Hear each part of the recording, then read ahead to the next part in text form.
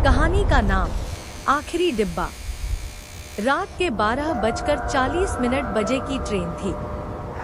Station लगभग खाली था, सिर्फ कुछ टिमटिमाती लाइटें, दूर कहीं कुत्तों के भौंकने की आवाज और प्लेटफॉर्म पर खड़ा आर्यन। घोषणा हुई, ट्रेन कुछ ही क्षणों में प्लेटफॉर्म नंबर 3 पर आएगी। धीरे धीरे धुंध के बीच हेडलाइट दिखाई दी। ट्रेन रुकते ही उसने जल्दी से आखिरी डिब्बे में चढ़ने का फैसला किया, क्योंकि बाकी डिब्बे भरे हुए थे। आखिरी डिब्बा, अंदर बिल्कुल खाली, एक भी यात्री नहीं, सिर्फ हल्की पीली लाइट और पुरानी सीटों की गंध। आर्यन ने सोचा, शायद लोग आगे बैठे होंगे। वो खिड़की के पास बैठ गया। ट्रेन चल पड़ी। कुछ मिनट सब ठीक रहा। फिर अचानक उसे एहसास हुआ कि डिब्बे में अजीब सी ठंड बढ़ रही है। इतनी ठंड कि उसकी सांस धुंध की तरह दिखने लगी। तभी ठक, जैसे ऊपर वाली बर्थ पर कोई हल्का सा कूदा हो। उसने ऊपर देखा, खाली। उसने खुद को समझाया, ट्रेन की आवाज होगी।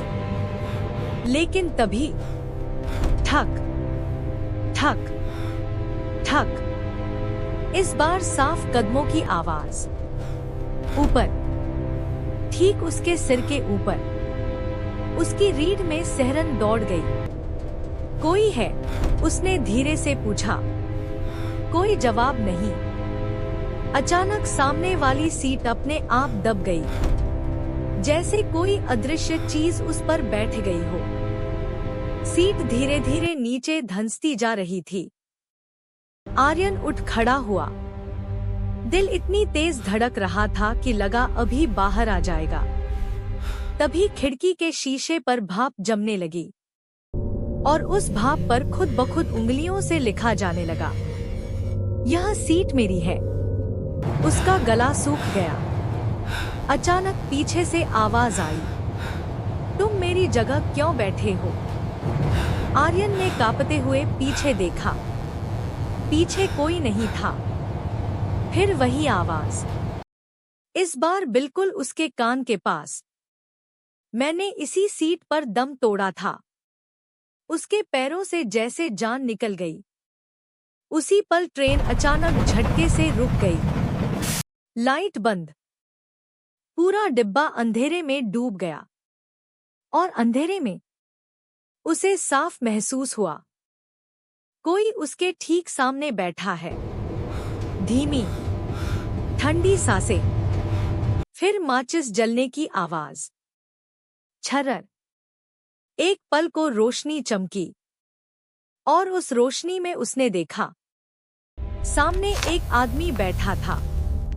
चेहरा नीला, आंखें सफेद, गर्दन टेढ़ी और टिकट चेकर की वर्दी में। माचिस बुझ गई। फिर अंधेरा और आवाज आई, टिकट दिखाओ। आर्यन कांपते हाथों से जेब टटोलने लगा। टिकट गायब था। मेरे पास था। वो हकलाया। कुछ सेकंड सन्नाटा, फिर वही ठंडी आवाज, बिना टिकट यात्री उतरते हैं। ट्रेन के दरवाजे अपने आप खुल गए। बाहर घना अंधेरा था। कोई स्टेशन नहीं, सिर्फ काली रात और तेज हवा। अचानक किसी ने पीछे से उसका कंधा पकड़ा, बर्फ जैसा ठंडा हाथ, और अगले ही पल धक्का। अगली सुबह अखबार में एक छोटी सी खबर छपी। रात 12:40 की ट्रेन के पास पटरी के किनारे एक युवक बेहोश मिला। होश में आने पर उसने कहा, मैं ट्रेन में था। लेकिन वो ट्रेन जिंदा लोगों के लिए नहीं थी। लेकिन असली डरावनी बात खबर में नहीं छपी। जब रेलवे पुलिस ने उस डिब्बे की जांच की तो वहां की सीट पर धूल में उंगलियों से लिखा मिला, एक और उतर गया।